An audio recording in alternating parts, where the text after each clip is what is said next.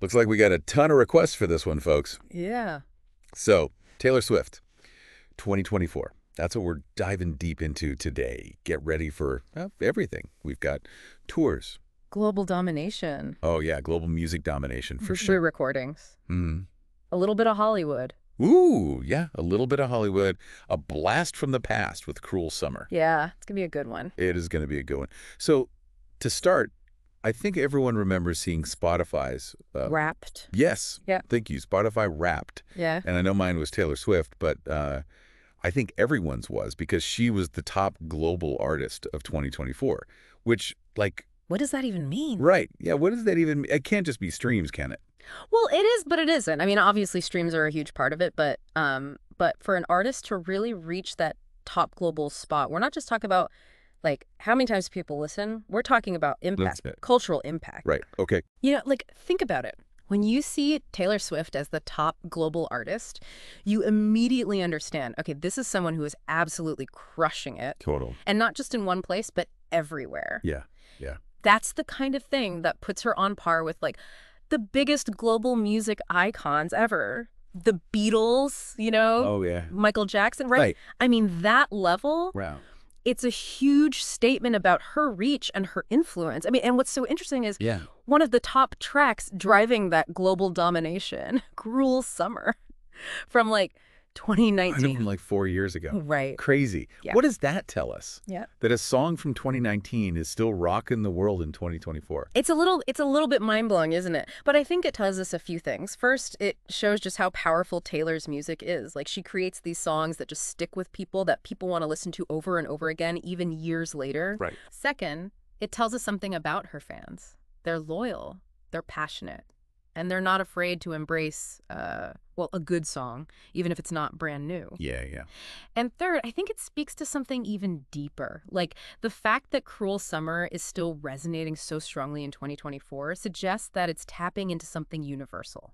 Something timeless, almost. Like, think about it. There are songs that just transcend generations. Think about the Beatles, Queen, you know, these songs that still resonate with people today just as strongly as they did decades ago. It's true. It's true. And I think Taylor's on that path. She's creating music that connects with people on a really deep level, regardless of when it was released. So maybe it's not just about having a catchy tune. It's about capturing feelings. Yeah.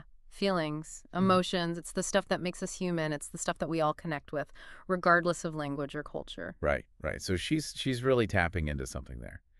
Okay, so we've got global music domination. Yeah. But we've also got the Eras Tour. And this wasn't just like a big tour. Oh, no. This was like historically big. This was massive. I mean, we're talking the highest grossing tour ever. Yeah. 21 months. 149 concerts? 5 continents. 5 continents. I mean, mind-blowing, right? Absolutely mind-blowing. I mean, the sheer scale of this tour was something else. But it's about more than just the numbers. Okay. This tour wasn't just about selling tickets. It was about creating an experience. Yeah, okay. A shared experience between Taylor and her fans. Right.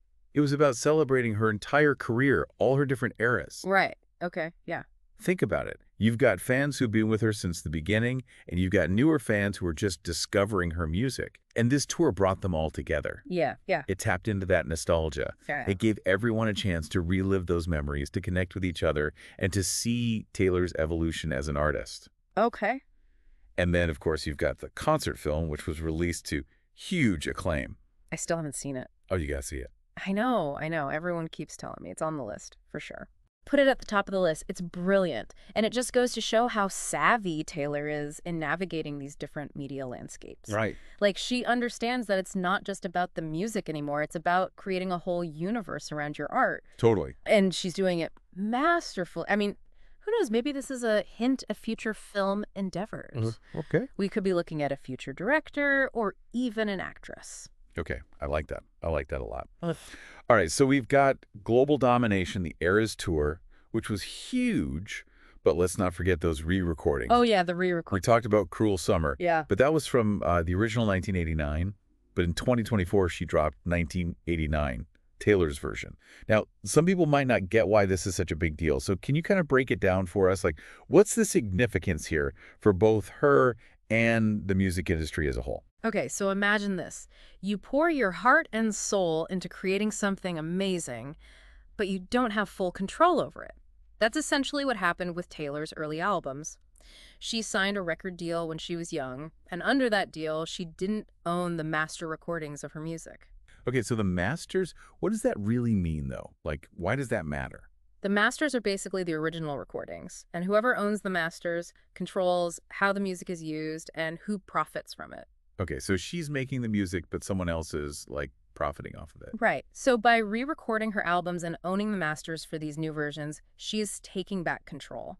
It means she has the final say in things like whether her music is used in a movie, a TV show, an advertisement, or even by another artist. Wow, I hadn't thought about it like that. It's a big deal. And it's not just about money. It's about artistic freedom. It's about having agency over your own creative legacy. And that's something that resonates with a lot of artists, especially those who may have signed unfavorable deals early in their careers. So this is a power move. It's a power move, absolutely. But it's also, like, inspiring, right? Yeah. She's not just sitting back and accepting the status quo. She's fighting for her rights and setting an example for other artists to do the same. Totally. And fans see that. And it adds another layer to their connection with her music. Absolutely.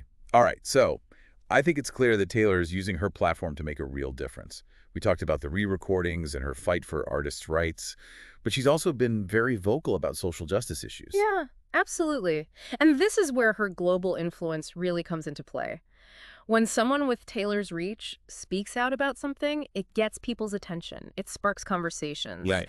especially among younger generations who look up to her, who see her as a role model. Yeah. Her voice amplifies these issues, brings them to the forefront, and encourages her fans to get involved, to become more aware, to use their own voices.